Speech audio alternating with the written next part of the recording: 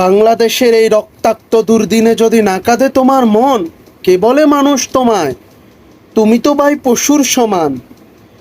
Police ভাইদেরকেই বলতেছি, সরকারি চাকরিজীবী ভাই আপনারা, এই যে আমাদের শিক্ষার্থী ভাই বোনদের উপরে বুলেট ছোড়েন, গুলি করে তাদের প্রাণনাশ করেন, তাদের বাবার কাঁধে তাদের লাশ তুলে দেন, বেলা শেষে আপনাকে ঘরে গিয়ে আপনার সন্তানের দিকে তাকাতে হয় না?